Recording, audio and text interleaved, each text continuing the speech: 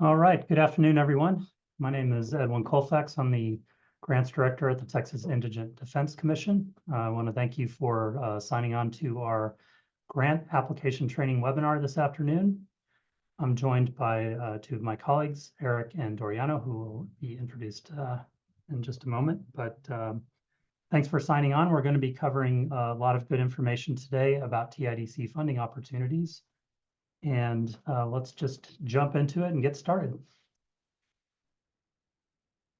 So many of you are going to be familiar with TIDC, but for those who don't know a lot about what we do, we really have three core areas that we work in. We provide oversight, funding, and work to improve indigent defense in the state of Texas.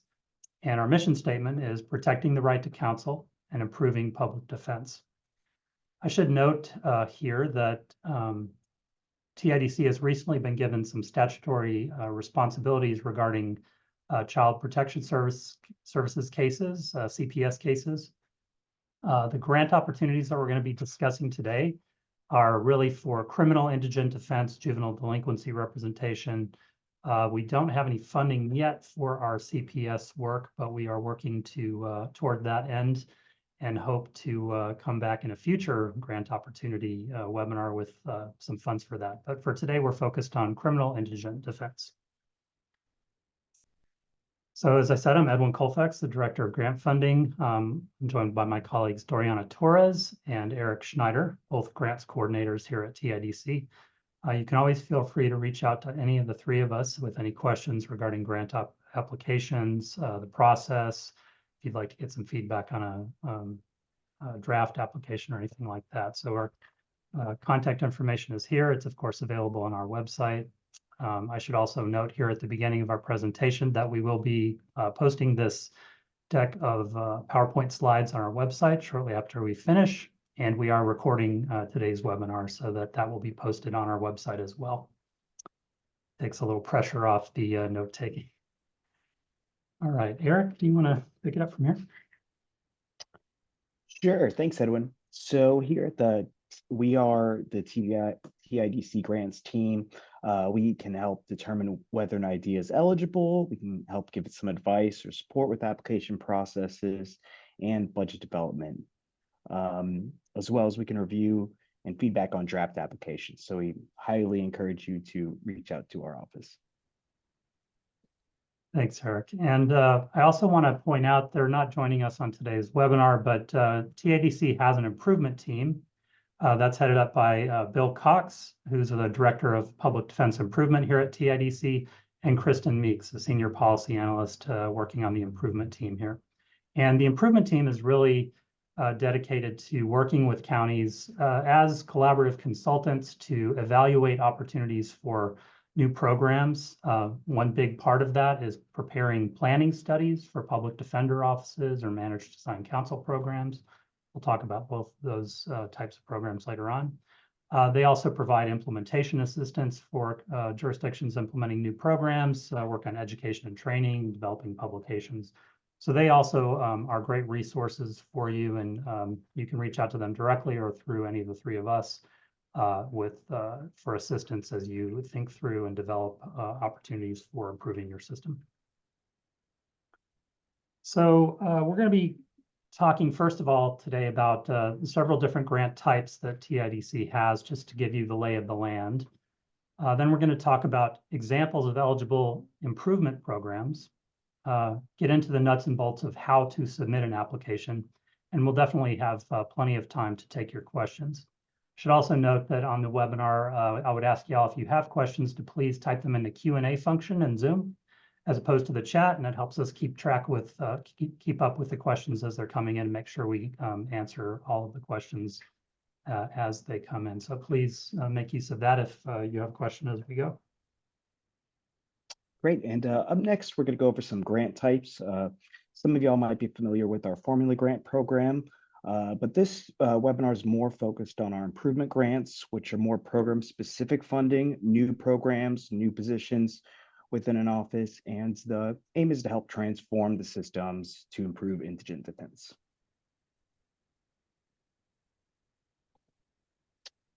And so the fiscal year 2025 improvement grant application is now open. This is our annual funding opportunity. And like I said, it's for new programs to improve criminal or juvenile defense representation. And these programs are actually going to be beginning later this year, October 1st, typically 2024.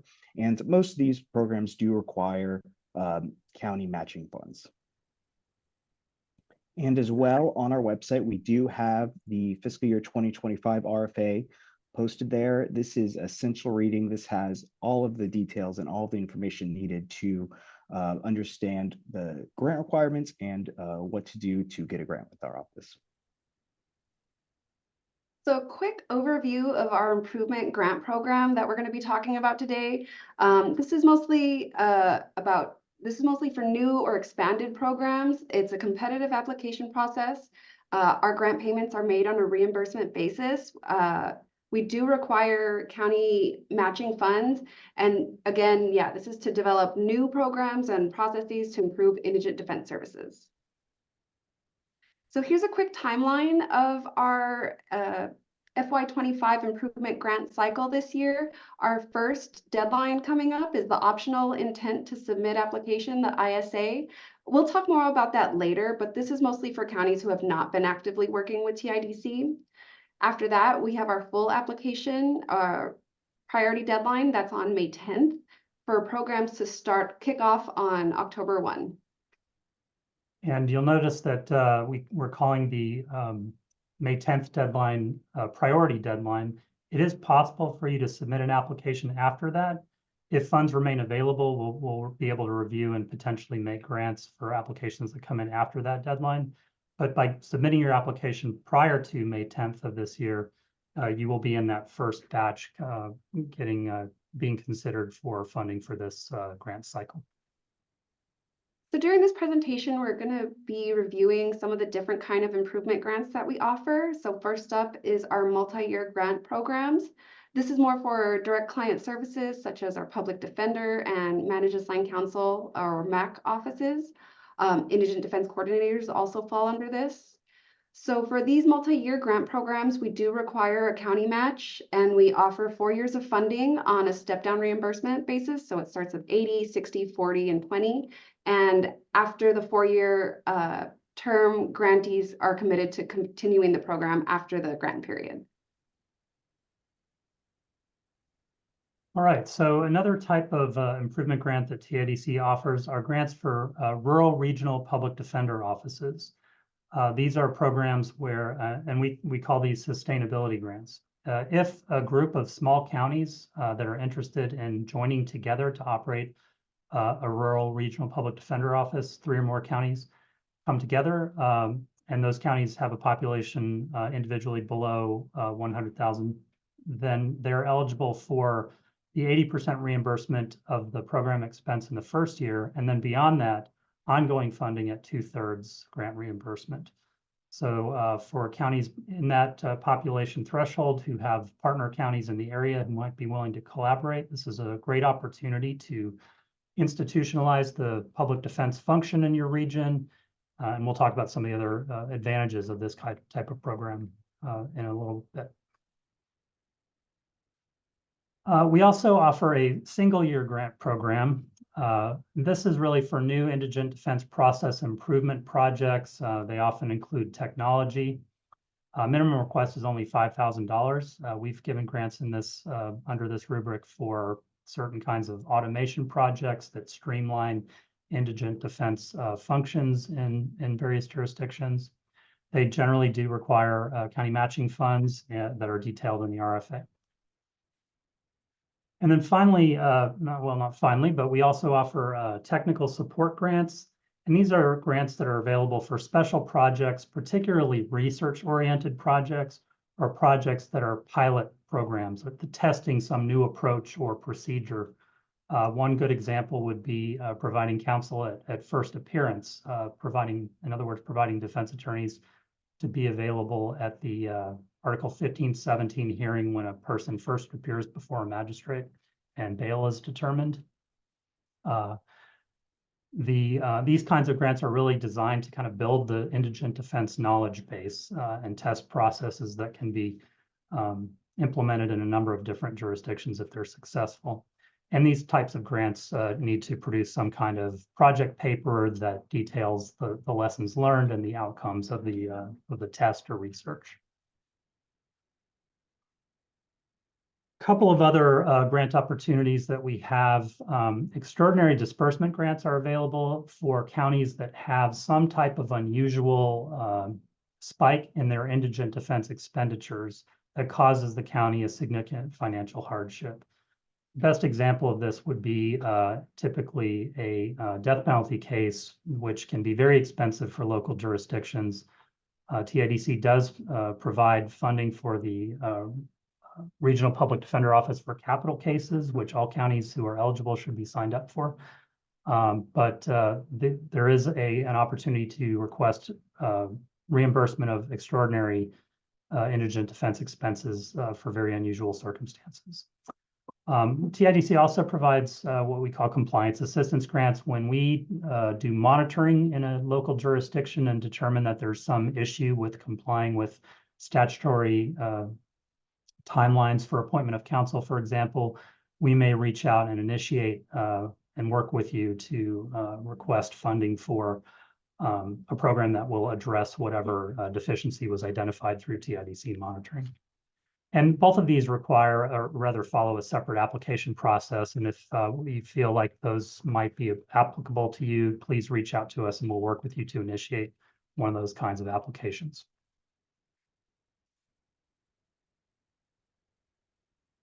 All right, I'm going to move next to examples of eligible improvement programs.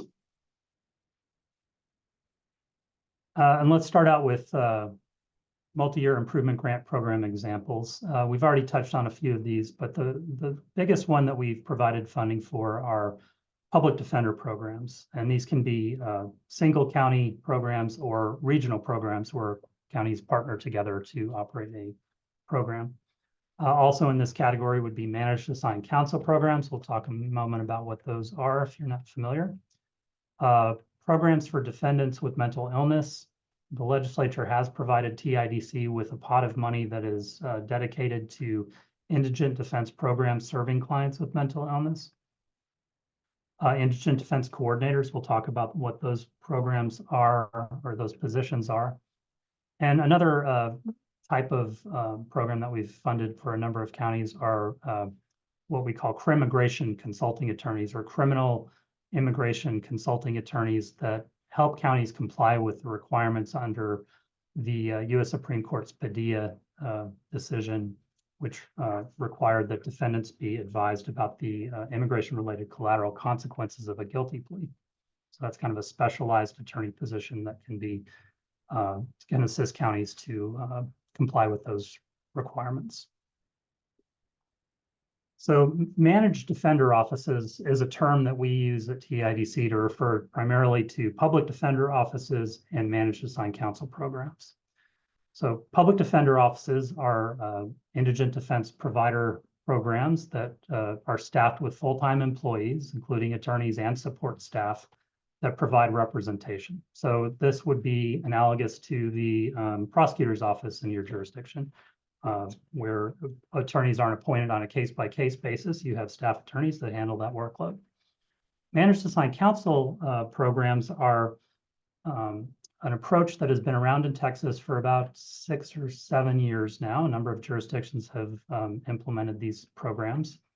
And in a managed assigned counsel program, private attorneys are appointed to provide the representation, but those private attorneys are supported and paid by a defense management organization that serves as a sort of umbrella, providing support, some oversight, and resources to private counsel who are representing indigent defendants. So talk about some of the benefits of public defender offices as an approach to meeting indigent defense obligations in local jurisdictions. So staff attorneys provide defense representation as a cohesive department, as opposed to most assigned counsel representation, which is often provided by solo practitioners that don't have the resources of an office behind them. They provide greater transparency, oversight, and accountability quality control. When you have a public defender program, you have supervision of the attorneys who are providing representation, that you have training that is provided to them, and there is that support staff that includes investigators, administrative support staff, sometimes paralegals, and in many cases, mental health social workers to assist in representation for those types of defendants who have needs in that space. Public defender approach allows these attorneys to regularly staff court dockets, and that reduces delays due to attorney scheduling conflicts. So it can really be a great boon to docket efficiency. They provide those support services, as I mentioned, as well as supervision. And public defenders can be a department of county government, just like a prosecutor's office would be organized.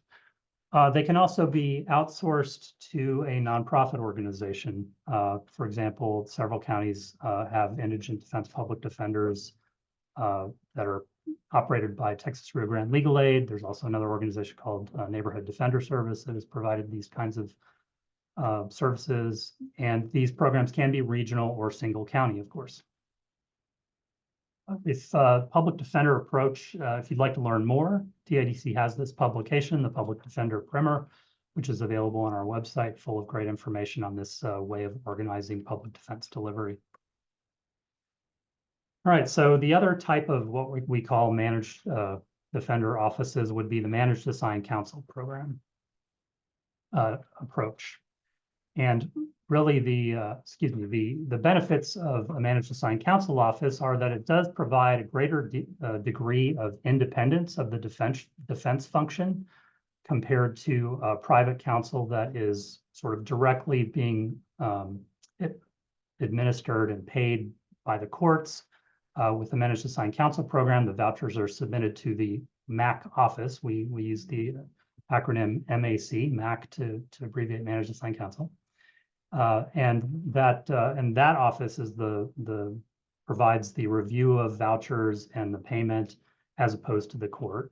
Of course, the judges do need to sign off on a new managed assigned counsel program because they are delegating that authority to a managed assigned counsel program that they would normally have directly. But you get that degree of independence. You also get a much more substantive opportunity for oversight and quality control. You can manage dockets more effectively by more closely analyzing how the appointments are going out, who's going to be in various jurisdictions and be available for dockets. Greater compliance with the requirements of the Fair Defense Act in terms of timeliness, and to get that training and support that solo practitioners often don't have directly. They have to seek it out on their own.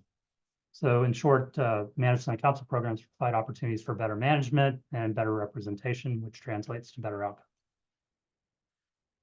Just like with our public defender model, we have a primer for managed assigned counsel programs that has a great deal of information on this overall approach.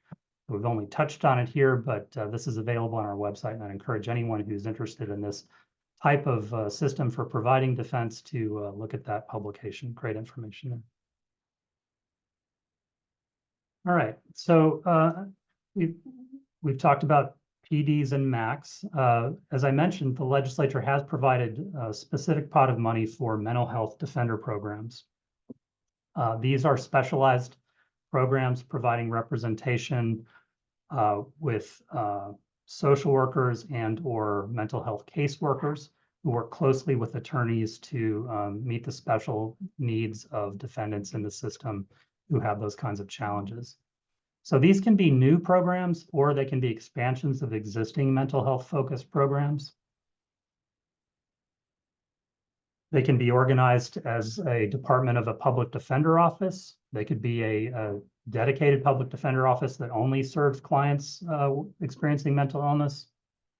We can also fund managed assigned counsel programs that are specifically oriented to providing support and oversight for appointed counsel for clients with representing clients with mental illness. These can be single county or regional.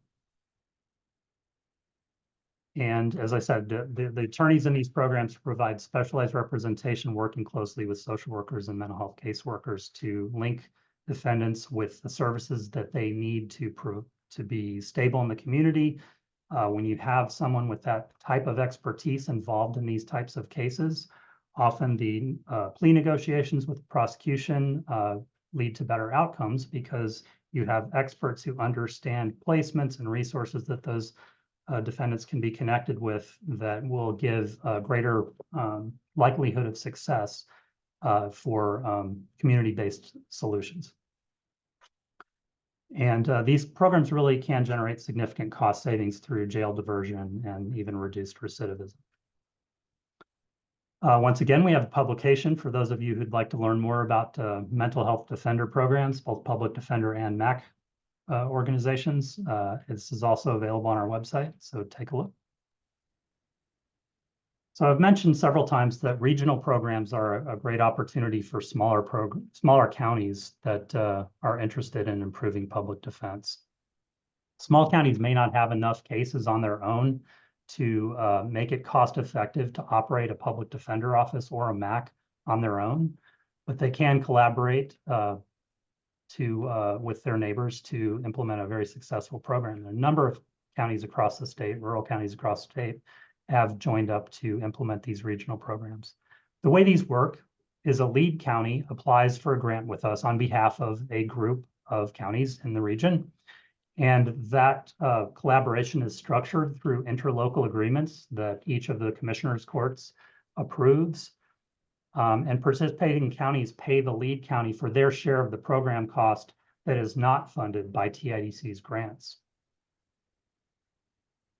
So again, counties under 100,000 population may be eligible for ongoing funding for these kinds of regional public defender programs, rural regional public defender programs. 2/3 sustainability funding. We do require 3 or more counties to be joining together. The more, the better in some respects, because you can achieve economies of scale by adding additional counties, but 3 is really kind of a minimum to reach the threshold to make these programs viable.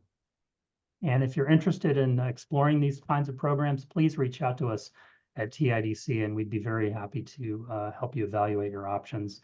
And as I mentioned, we can often conduct a planning study with you and collaborating with our improvement team here at TIDC to do budget modeling, staffing modeling, analyze the caseloads, etc. These can be a great opportunity for rural counties to make big changes and been very successful across the state.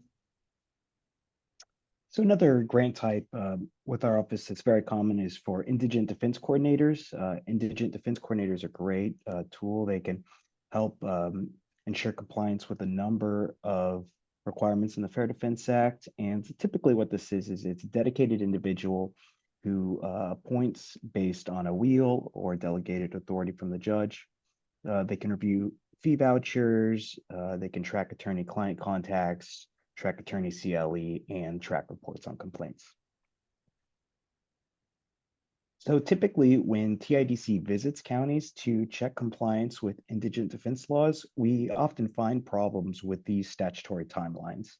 And IDCs can help ensure that these types of challenges are handled successfully. And these are some of the examples of problems we see when going and monitoring counties.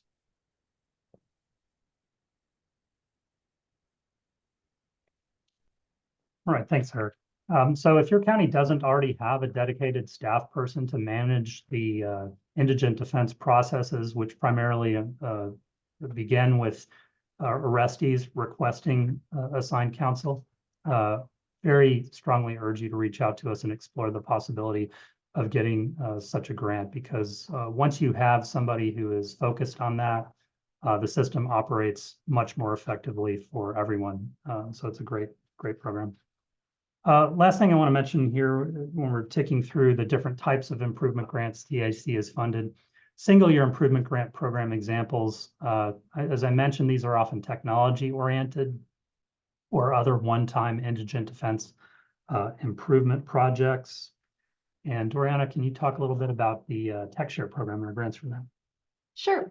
One example is our TechShare program. So it is an indigent defense management software that is cloud-based. It helps streamline appointments, the payment process. It helps track compliance with the Fair Defense Act that we mentioned earlier, and it also helps enhance transparency across the board.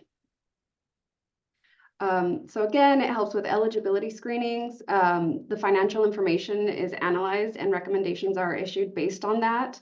It helps automate the appointment of the next qualified attorney on the wheel. It helps with electronic fee vouchers that are routed to judges for review and for approval and payment. And it also helps streamline the preparation of the Indigent Defense Expenditure Report, the IDER, that we do in November. So we've gotten a lot of positive feedback from counties that have implemented the TechShare Indigent Defense System. Some of you may be familiar with TechShare. They do also have a court case management system. They have prosecutor office software and several other modules that are available for counties. TIDC worked closely with them to develop the indigent defense module of their larger system. And it's been very effective in a number of jurisdictions in terms of streamlining processes and encouraging compliance. So we've kind of gone over a number of examples of the types of programs that TIDC most often funds, direct client services, some technology programs, indigent defense coordinators, mental health defender programs. Just want to touch on a couple of strategies to help some of you who might be trying to figure out where to get started in terms of exploring opportunities for new grant projects. And clearly, the best and essential first step is to generate a dialogue with key stakeholders. And in terms of indigent defense, that's going to start with your criminal court judges, your district and county court at law judges, if you have CCLs, or county judges who are potentially presiding in misdemeanor cases, your commissioners, JPs and magistrate judges, particularly with respect to the front-end processes and requirements and timelines regarding indigent defense and access to counsel. They are right there in the middle of those processes and can often identify areas for improvement. Involving the sheriffs in these conversations as the managers of the jails, they have a very good sense of the challenges that local jurisdictions face due to jail populations being high. And for example, clients with untreated mental illness that end up in the jails are very difficult for jailers to handle and take care of effectively. So they're often very receptive to partnering with other stakeholders to look for better solutions regarding defendants with mental health challenges so that they don't just end up in jail or cycle through repeatedly. So definitely encourage you to loop in the sheriffs and the jail administrators, county auditors who are the ones who are processing payments for all these attorneys who are doing this kind of work. Often are very interested to learn about some of the technology opportunities to streamline reporting processes, to streamline the payment of attorney vouchers. So definitely loop them in. Members of the defense bar often have a pretty good sense of where the system is not really working well. Also, the local mental health authority, as different regions of Texas all are covered by different LMHAs, as they're called, but those folks are key partners, particularly with programs that are designed to provide representation for clients with mental health challenges, and other community leaders and advocates. So really cast a wide net and get a lot of folks engaged in dialogue about how to make the system better regarding indigent defense. And just a couple of discussion questions, for example, for you. Is the quality of representation being monitored? Is there any kind of oversight and accountability of this critical type of work that is constitutionally required to make sure that it's being done properly? Another way of getting at that is the county really aware of what it's getting for its money? In many cases, no. So a lot of our grant programs can help to provide layers of oversight and accountability that will give all stakeholders greater peace of mind that the system is operating well. Is data used to evaluate the system and its compliance with statutory law, the Fair Defense Act? you know, our jail costs higher than they need to be because of indigent defense related delays and unnecessary incarceration. One of the benefits of some of the programs we've talked about is that attorneys get working on cases much earlier in the life of a case after arrest and can provide advocacy regarding bail reduction. If someone doesn't need to be in jail pre-trial, the sooner somebody can get involved with the case from the defense side, the better. And a lot of our programs can help to reduce unnecessary pretrial jail days. A lot of counties have to pay other counties for jail beds because their jails are full. And what we've seen in many jurisdictions is that when you get a well-run indigent defense program operating to minimize unnecessary pretrial jail days, counties don't have to spend that kind of money to house inmates in other counties, and that's a huge financial incentive. I think it's also great to get stakeholders talking about whether mentally ill defendants are repeatedly cycling through the system, whether they're getting the kind of support and being linked up with services that will reduce the risk of recidivism, of having them come back and back again and again. Are defendants getting timely access to counsel? Are there a lot of delays? And are there delays related to moving the docket because of challenges with defense counsel availability? These are just a few questions to pose to some of your stakeholders to get you talking and thinking about different approaches that may help your system run better. We're going to segue to some nuts and bolts about how to submit an application after you've had those fruitful stakeholder conversations. And Eric, you want to take it from here? Sure, thanks, Edwin. So on the left side of the screen, you will see what is our informational website at Texas or at tidc.texas.gov. Great website to find more information about what we do and who we are. While on the right side, you'll see the login screen or the front screen at tidc.tamu.edu. This is actually our grants and reporting website where you can apply for grants, you can submit progress reports and financial status reports. When you go onto the grant website and when you're actually looking to submit applications, again, that will be here at the tidc.tamu.edu. And you can find more information once you log on and create an account.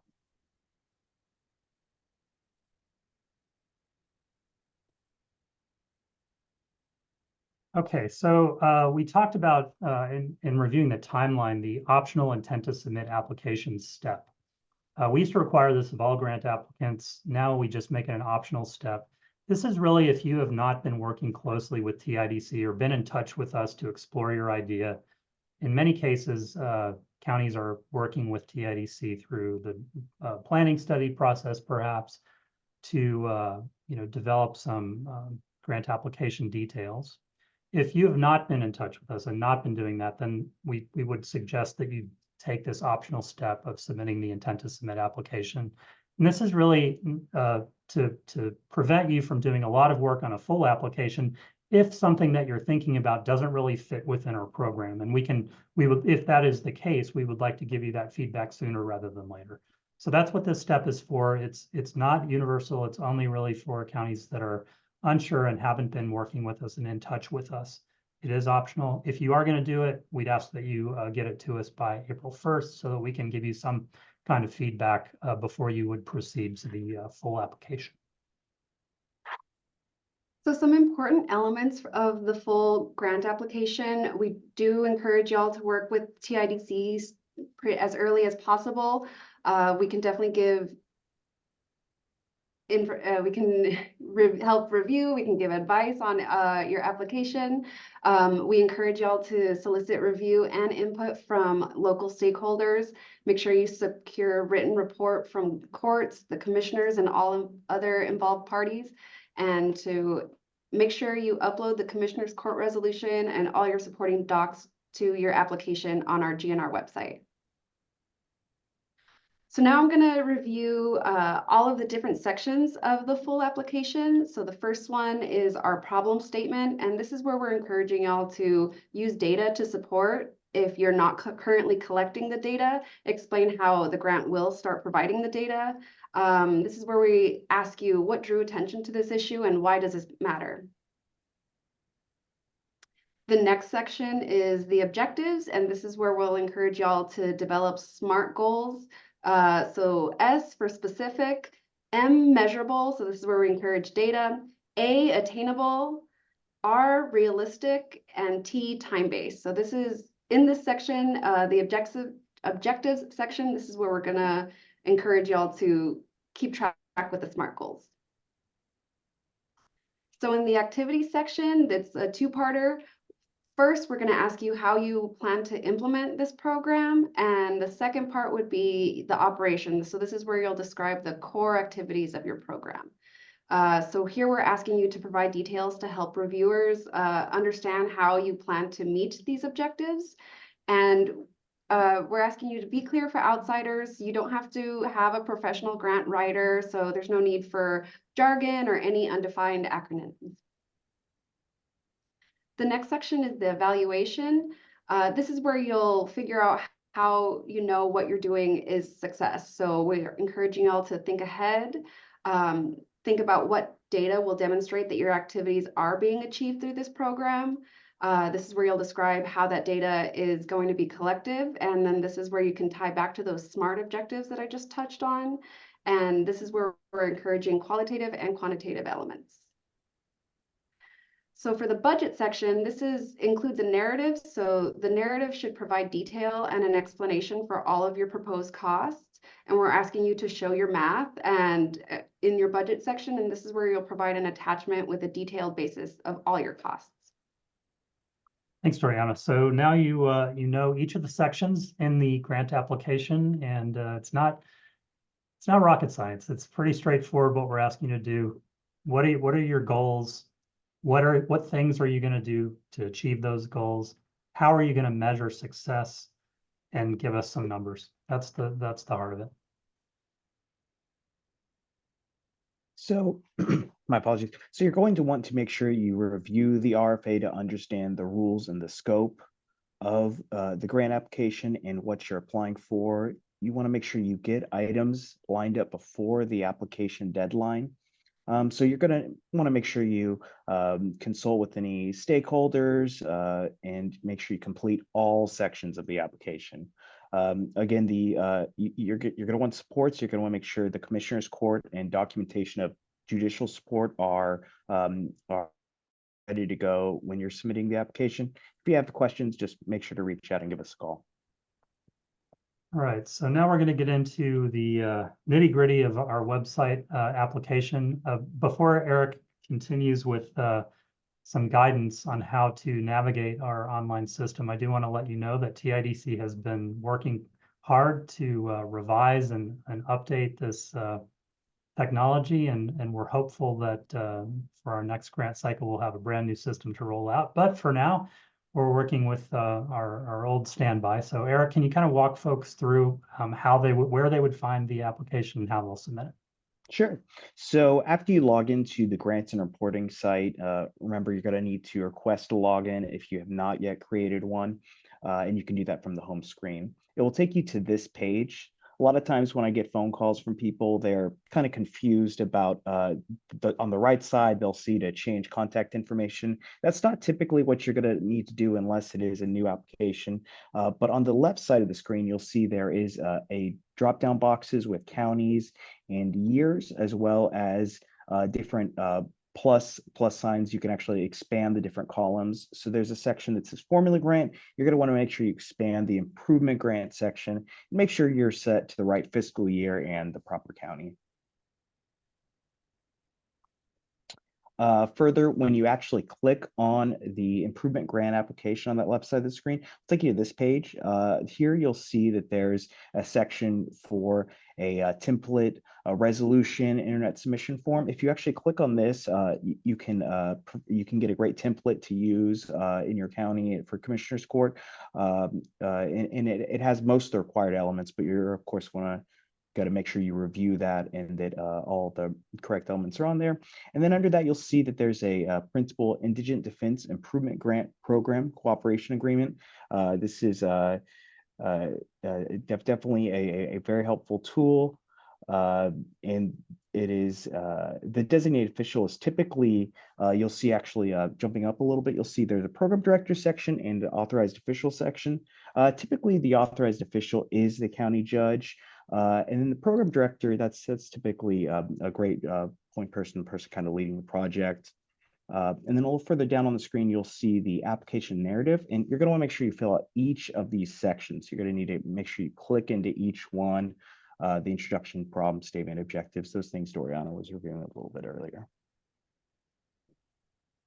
And here is a Commissioner's Court resolution. So again, you're going to want to make sure that all these sections are filled out and that you have, reviewed it before submission to the Commissioner's Court.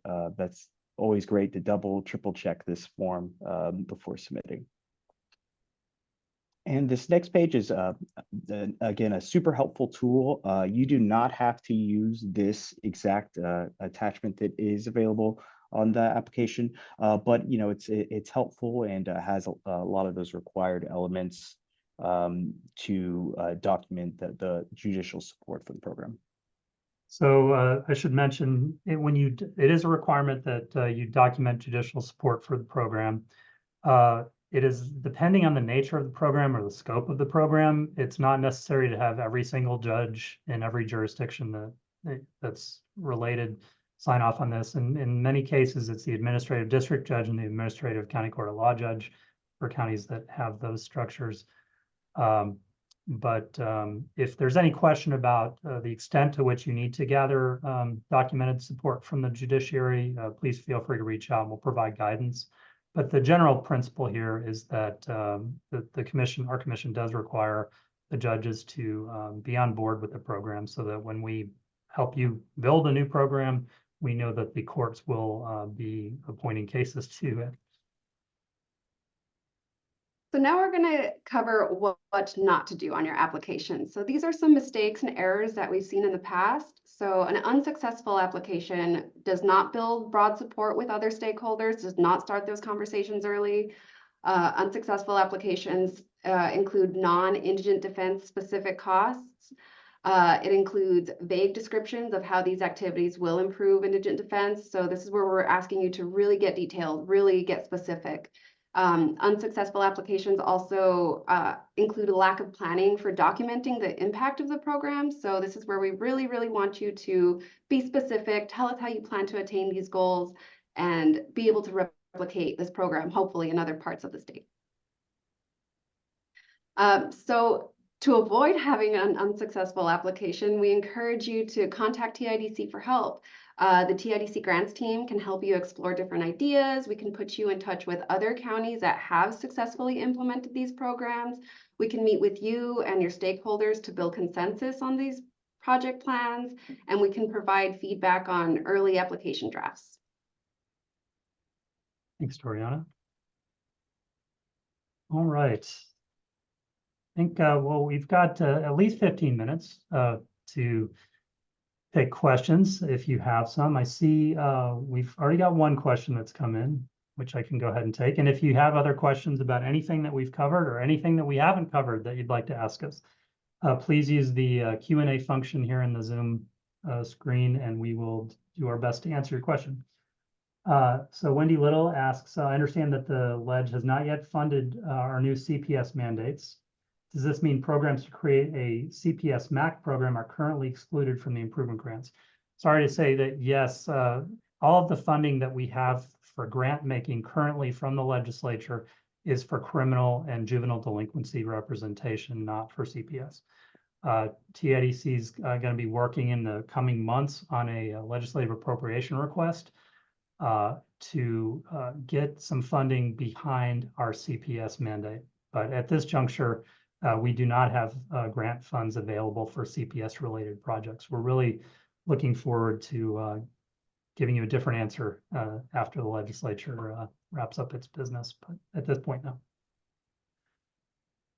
All right, Chris Wells asks, can a cash match be achieved through dedication of existing resources, time to the project objectives? Chris, I'd say that we should probably talk offline to kind of unpack some of the details there. Generally, the cash match is a cash match, but it kind of depends on the details. One of the core principles of TIDC's grant funding is that we are not able to supplant existing spending. The idea of the legislature when TIDC was created and we were first given grant funds was that there was a kind of baseline level of county spending happening on indigent defense, and that the legislature was coming in and adding on top of that. And so that guiding principle is still in place, but I'd be happy to talk with you about whether in a particular situation, some type of spending that you have in mind might be able to be construed as applying to the match. I can imagine scenarios where that is possible, but generally speaking, not the way we do things. Nora Casera is asking, when are the resolutions due that are required yearly for current improvement grants? So great question, Nora. So many of you may have a current TIDC improvement grant. The Commissioners Court resolution. So when we give a multi-year grant, our commission adopts typically those grants cover 4 years of funding, 80% the first year, 60% the second year, et cetera. And we issue those grants fiscal year by fiscal year. And the county needs to submit a Commissioners Court resolution for each year of the funding. Those are due May 10th is the short answer, Nora. We would ask for those under the same deadline as the new applications. There's some flexibility if necessary, but since you're asking the question so early, May 10th should be the date you have in mind. Wendy asks, can improvement grants be used to fund contract offender programs for appellate attorneys? So we can fund contract attorneys.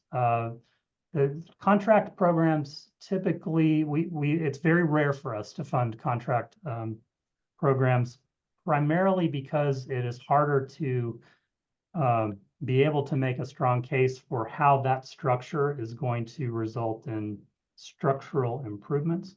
However, a contract offender program that adds sufficient structure to enhance the quality of representation could be eligible. So I don't want to say that it's not eligible for the program, but I would say that it just in terms of looking at the history of TIDC grant making, funding contract programs is very rare because that structure doesn't straightforwardly enhance oversight and accountability, for example, the way that some of the other models do.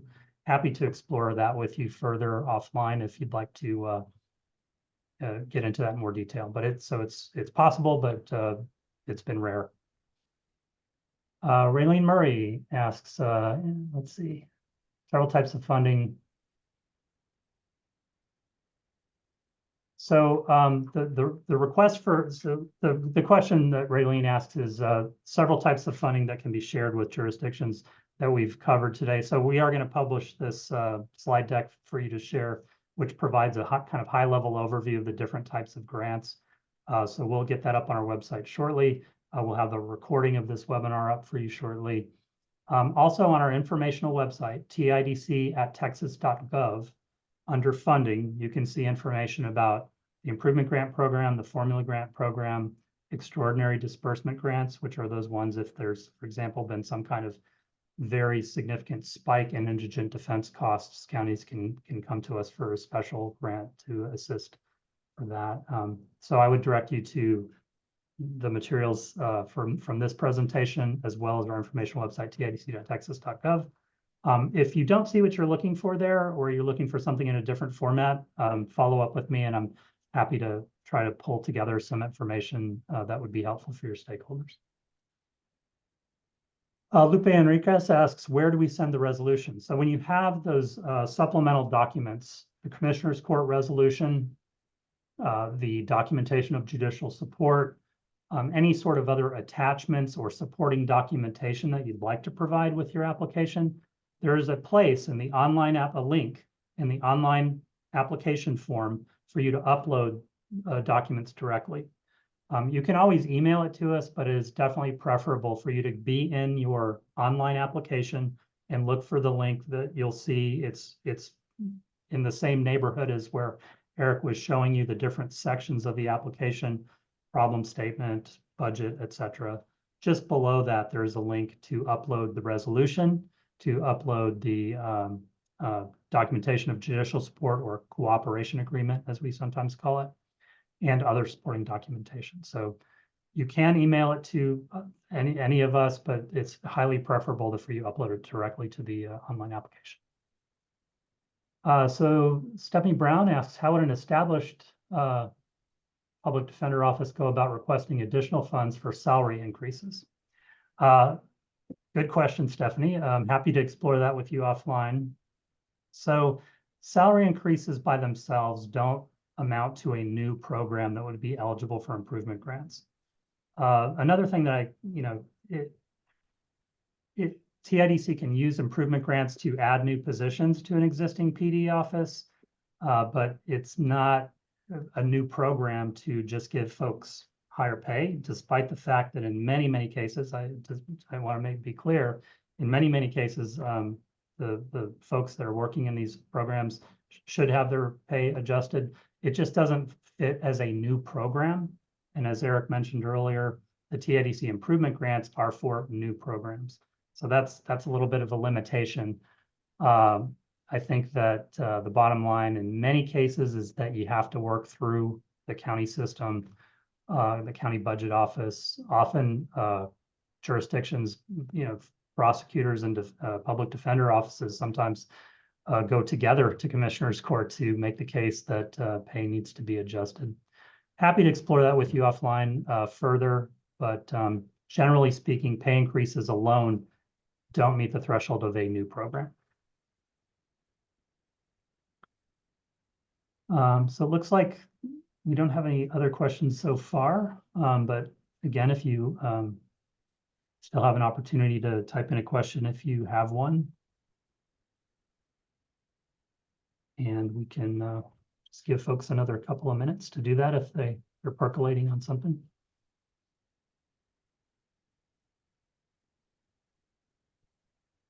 All right, well, so I've invited a number of you to follow up with us who've asked questions. So please don't hesitate to reach out to me directly, Eric and Doriana as well. You go back to our contact info, get it back up on the screen so that you have it handy. So again, our grants team there at the bottom, our improvement team at the top. Just to review, the improvement team are the folks who can help you if you're interested in TIDC conducting a planning study for example, for a rural regional public defender office, multi-county office, or a single county office. The improvement team can help you do budget modeling, can look at the caseloads and figure out what kind of staffing footprint would be needed for meeting the needs in a particular jurisdiction or group of counties. And they can also provide a lot of other assistance, but that's really a big part of what they do. We are happy on the grants team to work with you, to give you some advice, review some language that you're planning and developing for an application. Again, if you're not quite sure whether a program fits within our scope, we can talk through that with you and clarify, and just generally help guide you through the application process. One thing that we didn't have in our timeline that I'll just mention before we wrap up here. So the priority grant deadline is May 10th. What happens after that? So TIDC, of course, reviews the applications internally. We also have an external grant review committee of non-TIDC folks that read through these applications, make comments, provide TIDC with advice and feedback. So we have our internal review. We have the external grant review committee that is providing us with advice.